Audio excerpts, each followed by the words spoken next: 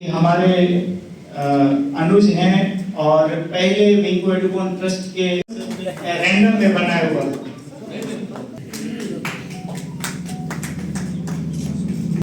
Thank you so much Nihal ji, thank you. नए वर्ष की हार्दिक शुभकामनाएं आपको और आपको। पत्रकारिता से ज्यादा एक रिलेशनशिप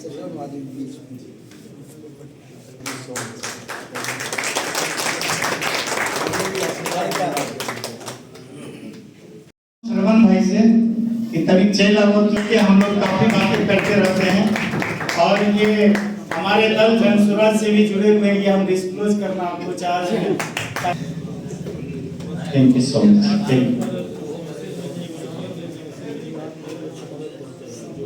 आशीर्वाद बनाए रखिए। बहुत बहुत धन्यवाद। सारे लोगों को अपना योगदान समर्थन करते रहे हैं और इसके जी विजय भैया बहुत बहुत धन्यवाद, बहुत बहुत धन्यवाद सर। और आप इतना कीमती समय निकाले हम इसके लिए थैंक यू। आगे ईश्वर बरकरार रखें, हम इसके लिए प्रार्थना करेंगे ईश्वर से कि ये संबंध जीवन।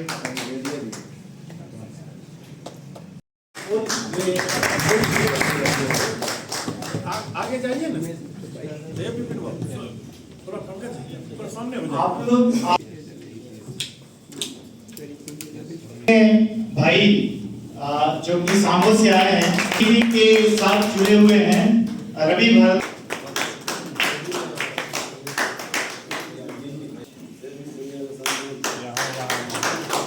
न्यूज एड्रेस से सुमन भारद्वाज का विषय है। आज आप आए हैं। चंदन कुमार जी आज दैनिक से हैं और कृपा की भी कि कभी कभी एक ऐसे लोग मिलते हैं जिनसे शायद एक फैमिली रिलेशन है।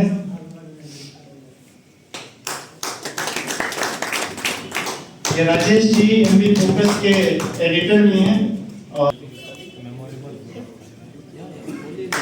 Thank you so much sir, thank you. और साकिब भाई का भी प्यार हमारा पहले से हम लोगों के ऊपर है, हमने उम्मीद की नहीं। थैंक यू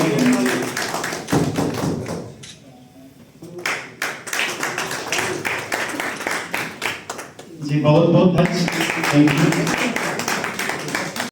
सभी मीडिया बंधु परिवार सहित बेगूसराय और खास करके मटिहानी विधानसभा के 3,75,000 मतदाताओं सहित सभी नागरिकों को नए साल के लिए ढेर सारी शुभकामनाएं प्रेषित करता हूं और ईश्वर से अल्लाह से प्रार्थना करता हूं कि आपके जीवन में ढेर सारी खुशियां आए, सबों की ज़िंदगी लंबी हो और बड़ी हो।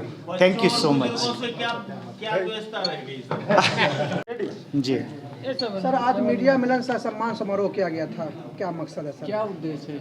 देखिए, मीडिया हमारे समाज का एक बहुत ही महत्वपूर्ण संस्था में से एक है। लोकतंत्र के इस देश में, भारत में, मीडिया लोकतंत्र का चौथा स्तंभ भी कहा जाता है, जो सच भी है। और मीडिया के लिए हमारा सम्मान बहुत अधिक है और जिस सामाजिक और शैक्षणिक और राजनीतिक लाइफ में हम लोग मीडिया का योगदान देख रहे हैं, उससे कहीं बढ़ के विकास की चीज़ों में मीडिया का योगदान रहता है। तो हम लोगों ने ट्रस्ट के माध्यम से भी ये कोशिश की है कि अपने मीडिया बंधुओं का जो सम्मान है उसको हम लोग प्रमाणित करें कि हम लोग दिल से मीडिया का सम्मान करते हैं, चाहे वो प्रिंट मीडिया हो, इलेक्ट्रॉनिक मीडिया हो, सोशल मीडिया हो। सभी बंधुओं के लिए जो हमारे अभिभावक हैं, कई अग्रज हैं, कुछ अनुज भी हैं, सभी लोगों के लिए हम लोग बहुत ही ज़्यादा सम्मान का भाव रखते हैं। तो हम लोग मिलजुल कर चाह रहे थे कि उनको 2025 के लिए शुभकामनाएं दें, उनके लिए, उनके परिवार के लिए, सभी लोगों के लिए। और हम ईश्वर से प्रार्थना करते हैं कि सच में ईश्वर, अल्लाह, खुदा सब मिल कर के आप लोगों के परिवार को और परिवार के सदस्यों को एक बहुत ही अच्छी, लंबी और बड़ी ज़िंदगी प्रदान करें। यही हम लोगों की शुभकामनाएं भी है और इसी के मकसद से हम लोग ये मिलन समारोह रखें। कई बार ऐसा होता है कि जब बड़े पदाधिकारी हों या कहीं घटना स्थल पर किसी की बाइट लेनी पड़ती है और अधिकारी मौजूद होते हैं, उसके बावजूद भी वो कहते हैं कि हम बाइट देने के अधिकारी नहीं हैं। क्या यह मीडिया का सम्मान है या इस पर कभी किसी ने कभी कोई बात उठाते क्यों नहीं? बिल्कुल, आप जो कह रहे हैं देखिए सर, चाहे वो पदाधिकारी हो, चाहे वो कोई जनप्रतिनिधि हो, चाहे वो कोई भी ऐसा व्यक्ति हो जो समाज सेवी हो, किसी संस्था से जुड़ा हुआ कोई उच्च स्तर का या मध्यम स्तर का कोई व्यक्ति हो, मीडिया अपना काम कर रही है। प्रोफेशनलिज्म में अगर आप किसी से कुछ क्वेश्चन करने जा रहे हैं तो इसको इस भाव से देखा जाए, आप उस विषय वस्तु को सकारात्मक रूप से उठाना चाहते हैं ताकि उस पदाधिकारी की भी मदद हो।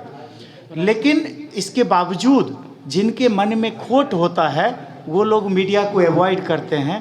कहते हैं ना कि जिसके कलेजे में दम होता है वो मीडिया के सवालों से क्यों भागेंगे। जो लोग भागते हैं वो गलत हैं। मीडिया हर जगह सही होता है। मान और सम्मान की बात कर रहा हूँ, क्या वह अपमान नहीं है? बिल्कुल बिल्कुल, वो अपमान की श्रेणी में आता है, लेकिन मैं इसको मीडिया का अपमान नहीं मानता हूँ। मैं उस पदाधिकारी का स्वयं का अपमान मानता हूँ जिसके कलेजे में इतना दम ही नहीं है कि मीडिया के सवालों का जवाब दे सके। 2025 को किस रूप से देखा जाना चाहिए बेगूसराय के परिदृश्य में?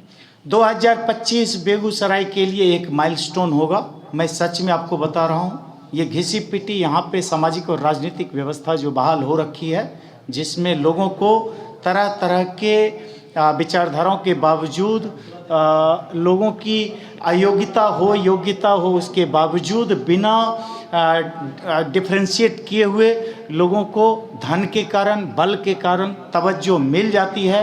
बेगूसराय एक उदाहरण पेश करने जा रहा है और 2025 शायद ये साल होगा जब बेगूसराय एक क्रांतिकारी रूप से ये निर्णय लेने जा रहा है कि यहाँ धन की भी नहीं चलने वाली है, बल की भी नहीं चलने वाली है, यहाँ उसी की चलने वाली है जिसकी नीयत सही हो, विकास की हो, निष्ठा की हो, वफा की हो और जो देश प्रेमी हो, देशभक्त हो, राष्ट्रवाद के झंडे को लेकर के आगे चलना चाहिए। जिस क्षेत्र में राजनीतिक यात्रा की तैयारी आपकी चल रही है वहाँ पे कई सारी प्राकृतिक संपदाएं या कहिए तो जिले की कई प्राकृतिक संपदाएं जैसे बहुत सारी ऐसी नदियां हैं, बैती, बलान, ये सब अपने अंतिम दिनों में, अंतिम क्षणों में है और इस पर कभी कोई विचार नहीं किया जाता, जबकि यहाँ के सांसद केंद्रीय मंत्री। बिल्कुल, मैं इसको ले जाऊंगा। कुछ सालों पहले जब इंटरलिंकिंग ऑफ रिवर का एक प्रोजेक्ट था जो गोल्डन क्वाड्रेंटल से भी बेहतर प्रोजेक्ट था और कहीं न कहीं वो दबा के रख दिया गया। इसलिए दबा के रख दिया गया कि उन मुद्दों से खास करके उन लोगों को बहुत ज़्यादा फायदा होता हुआ दिख नहीं रहा था, क्योंकि ये विकास का मुद्दा था मुख्य रूप से और ये हंगामा खड़ा करने का मुद्दा नहीं था। मैं आज भी इस बात से, जो अटल बिहारी वाजपेयी का सपना था, ये इंटरलिंकिंग ऑफ रिवर अगर वो कर दिया जाए तो बाढ़ की समस्या से भी निदान मिल जाएगा और सूखे की भी समस्या से बहुत बड़े स्तर पे किसानों को राहत मिलेगी। और ये जो प्रोजेक्ट है हिंदुस्तान में जब तक होगा नहीं तो किसान वर्ग कमज़ोर महसूस करेगा, कीमती महसूस नहीं कर सकता है।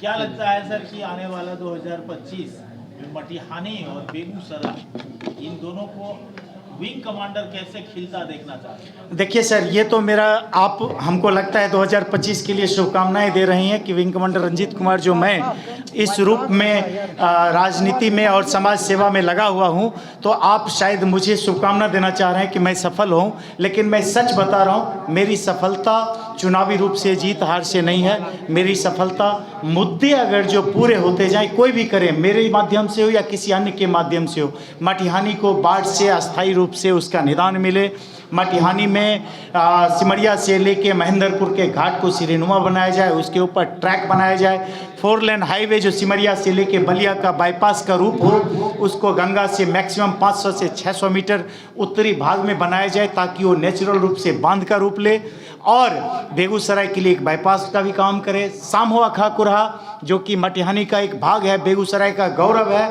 सामहो अखाकुरहा जहाँ पे तरसों के पानी को नहीं रोका जा सकता है, वहाँ बाढ़ का स्थायी निदान नहीं है, वहाँ पे है तीनों पंचायत में 3 हॉस्टल बने और बाढ़ आने से पूर्व ही लोगों को सूचित किया जाए कि अपने पशु के साथ में अपने जो व्यक्ति हैं उस हॉस्टल में पहुंच जाएं, वहाँ पे कम्युनिटी किचन स्टार्ट हो, पशु के लिए चारा हो, दवाई हो। हम जिस सपने को लेकर चल रहे हैं और ये सपना हमारा साकार होगा, पूरा होगा। आज नहीं तो कल अवश्य पूरा होगा। अगर जो निष्ठा हो, नियत हो, वफा हो, तो मैं बता रहा हूँ कि अगर हम उस पर लगे हैं तो यही मैं बता रहा हूँ, चुनाव जीत हार आना जाना ये सब अलग मुद्दा है। मटिहानी का बेटा अब मटिहानी के लिए मरने के लिए तैयार है। Thank you so much.